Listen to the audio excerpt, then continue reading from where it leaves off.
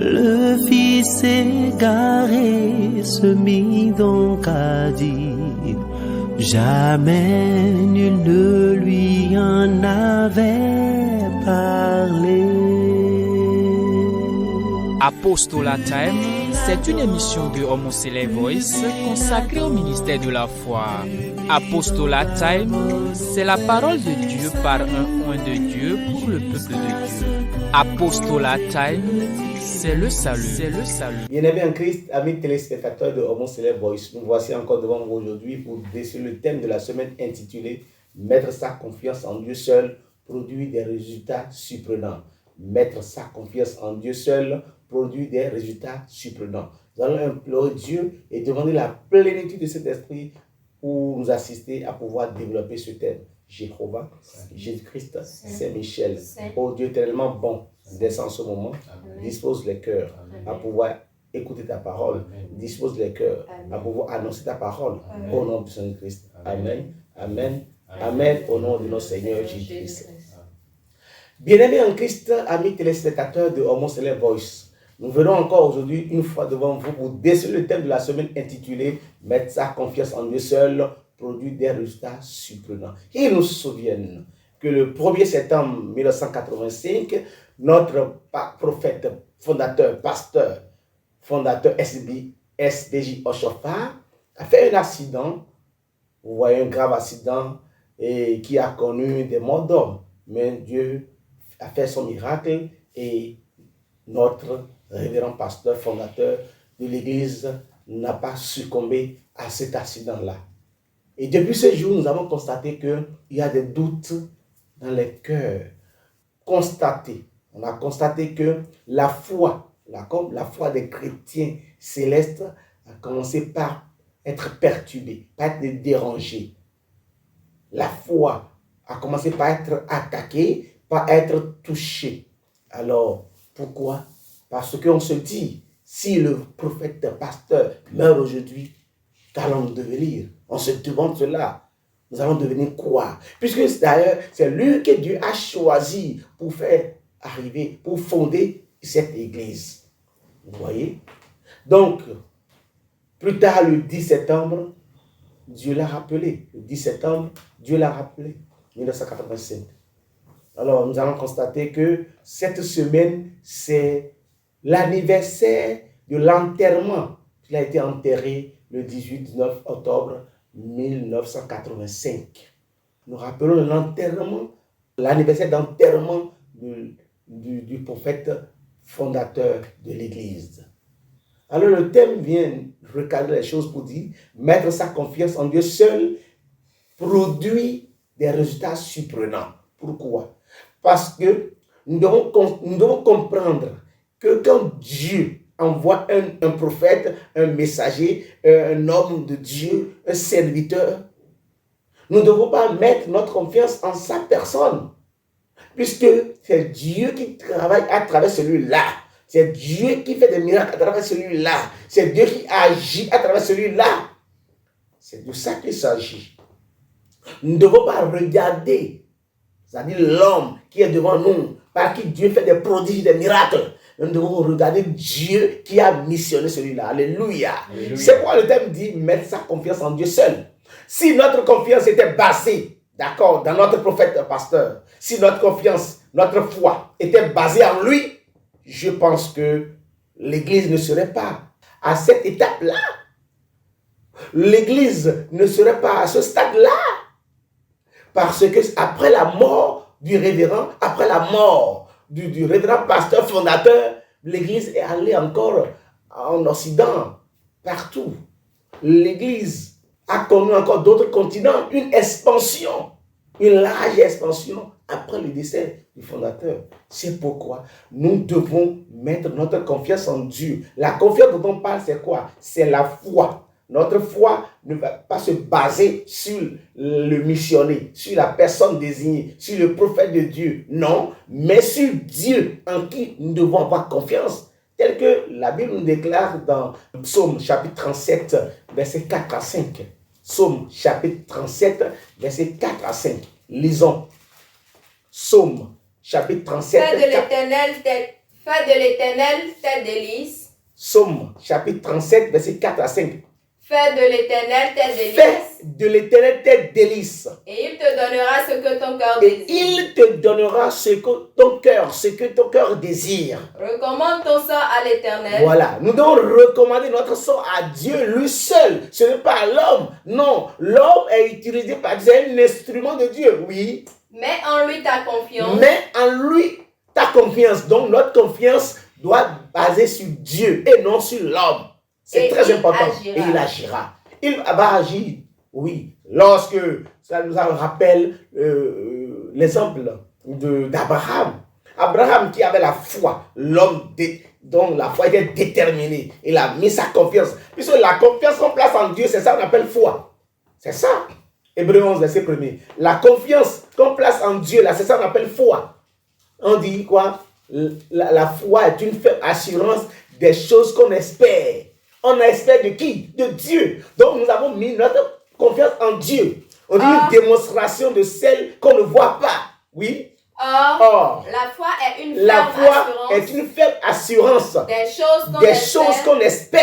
Une démonstration de celle qu'on ne voit pas. Voyez, allez-y, oui. Pour l'avoir possédé, les anciens ont obtenu un témoignage favorable. Oui, Abraham a possédé cette foi. Lorsque Dieu lui dit, prends l'unique enfant que je t'ai donné et va. D'accord, va me sacrifier cela au détriment, d'accord, de l'agneau ou du bouc qui n'a pas été trouvé. Alors, la foi, la ferme confiance, c'est-à-dire l'assurance, la confiance que Abraham avait, c'est-à-dire en Dieu, l'a amené directement à vouloir sacrifier l'unique enfant. Alléluia. Alors Dieu lui a dit, ok, puisque tu as cette foi, puisque lorsque le couteau était en l'air pour pouvoir égorger l'enfant Isaac, Dieu lui a dit, tu ne fais pas ça. Et regarde dans l'arrière, ça c'est le résultat surprenant. La confiance que Abraham a en Dieu l'a amené à avoir ce résultat qui est le résultat surprenant. On dit, retourne-toi, regarde, tu vas voir un agneau. Lisons Genèse chapitre 22, verset 13. Abraham leva les yeux. Alors, va dans le verset 12 d'abord, oui. L'ange dit, n'avance pas ta main sur l'enfant. Parce que la confiance, c'est-à-dire qu'Abraham avait en Dieu, cette confiance le poussait à agir sans arrière-pensée. C'est ça, alléluia. C'est cette confiance que le thème veut de chacun de nous qui sommes enfants de Dieu. Nous devons avoir une foi déterminée, une confiance déterminée, une confiance déterminée en Dieu. Donc cette confiance a mené Abraham à vouloir couper, ça veut dire égorger l'enfant, oui. À vouloir égorger l'enfant, oui. L'ange lui dit, n'avance pas ta main sur l'enfant. N'avance pas ta main sur l'enfant. Et ne lui fais rien. Et ne lui fais rien de mal. Car je sais maintenant que tu crains Dieu. Je sais maintenant que tu crains Dieu. Alléluia. Alléluia. La confiance en Dieu, c'est la crainte de Dieu. Donc, celui qui a la crainte de Dieu a confiance en lui et des résultats surprenants sont devant lui, oui. Et que tu ne m'as pas refusé ton fils. Ton unique. Abraham leva les yeux. Verset 13, oui. Et vit derrière lui un bélier. Retenu dans un buisson par les cornes. Et Abraham alla prendre le bélier. Et l'offrit en holocauste. Alléluia. C'est cette foi Dieu veut de nous. Donc, il ne faut pas que notre foi se base sur un humain. Puisque papa Chapa était en train de partir. Donc, en réalité, il y avait des doutes. La foi commençait à s'agiter. C'est pourquoi, lorsque nous venons en octobre, on nous donne des thèmes pour nous recadrer. Vous voyez un peu? Pour nous recadrer, pour dire, ouais, en réalité, notre papa est parti. Le fondateur est parti, mais Dieu n'est pas parti. Alléluia. Alléluia. Dieu est là encore, il agit. Et il agira toujours. Regardez l'exemple de Moïse. Le Moïse dans Exode 14, verset 13. Lorsque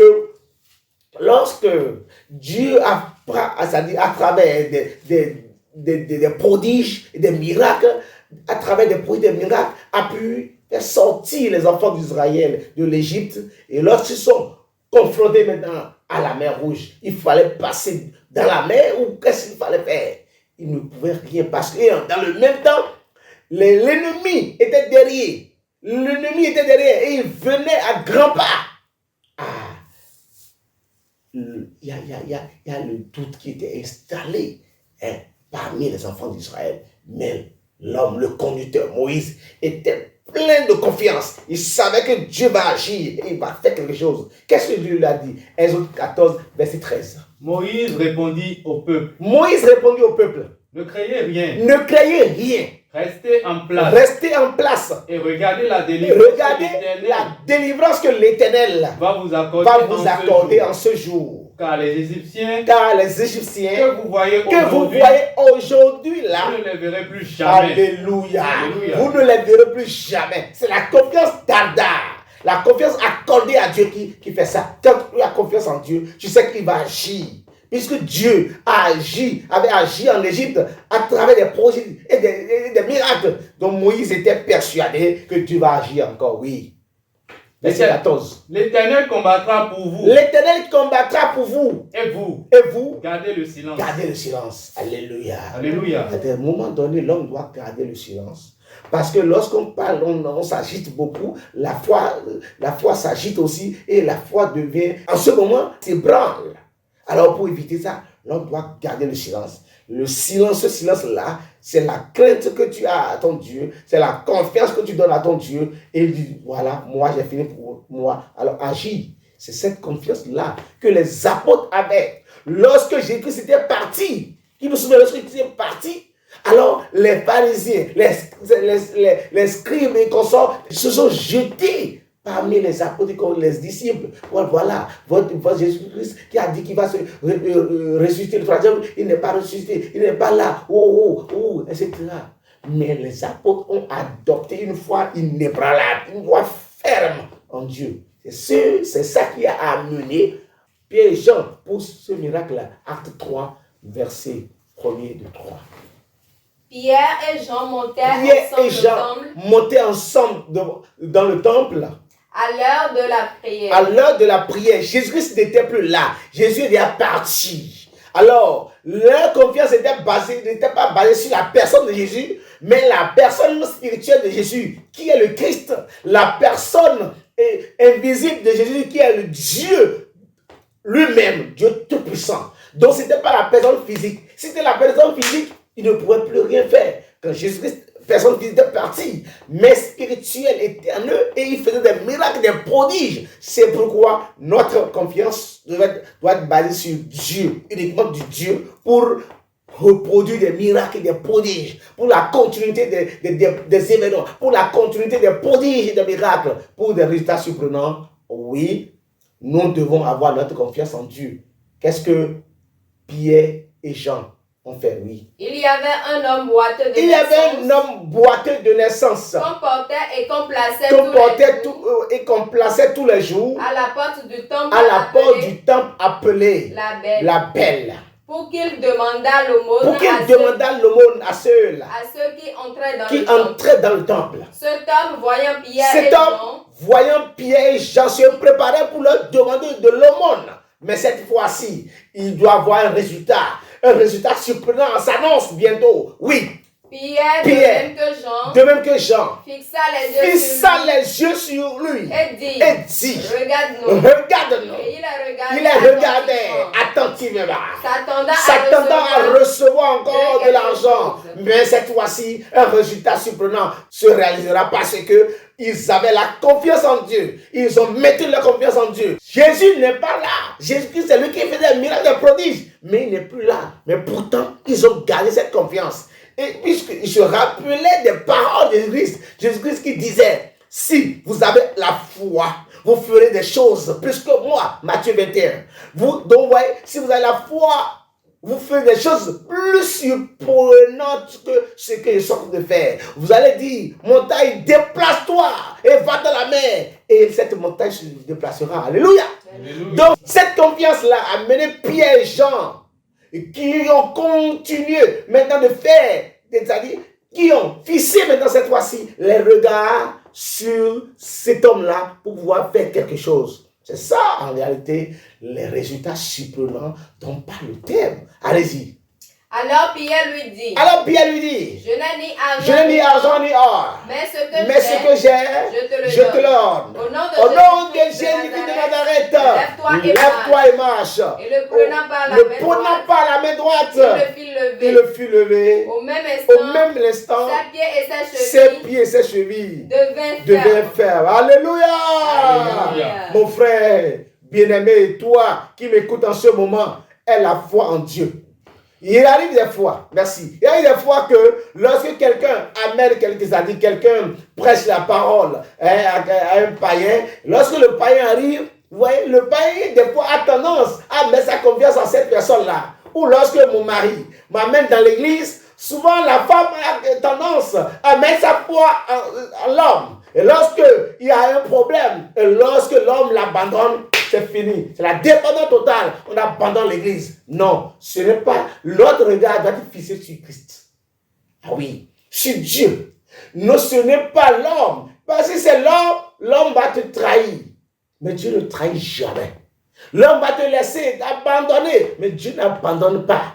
Mets ta confiance en Dieu, il agira. Bien-aimés en Christ, qui nous souviennent que nous sommes dans la semaine du rappel de l'anniversaire de l'enterrement de notre révérend prophète, pasteur, fondateur SBJ Oshofa. Oui, nos yeux ne sont plus sur lui, puisque d'ailleurs ce n'est pas lui qui est Dieu, c'est un missionnaire. Il a été envoyé pour fonder l'église. Mais Dieu qui l'a envoyé demeure toujours dans son église. Lorsque nous continuons de mettre notre foi en Dieu, il va agir certainement. Et il agira à coup sûr. Que Dieu nous bénisse. Que Dieu nous élève. J'aime tellement cette expression de Shadrach, Meshach, Abednego devant Nebuchadnezzar qui disait, nous sommes persuadés que notre Dieu peut nous délivrer et il nous délivrera certainement. Alléluia. Alléluia. Jéhovah, Jésus-Christ, Saint, Saint-Michel, Saint, Dieu Tout-Puissant. Saint. Enseigne-nous à avoir confiance en toi, Amen. uniquement confiance en toi, Amen. afin que des prodiges et des miracles puissent subvenir Amen. au nom puissant de Christ. Amen, amen, amen, au nom du Seigneur Jésus-Christ. Alléluia. Le fils égaré se mit donc à dire, jamais nul ne lui en avait parlé. Apostolat Time, c'est une émission de Homoselect Voice consacrée au ministère de la foi. Apostolat Time, c'est la parole de Dieu par un oint de Dieu pour le peuple de Dieu. Apostolat Time, c'est le salut.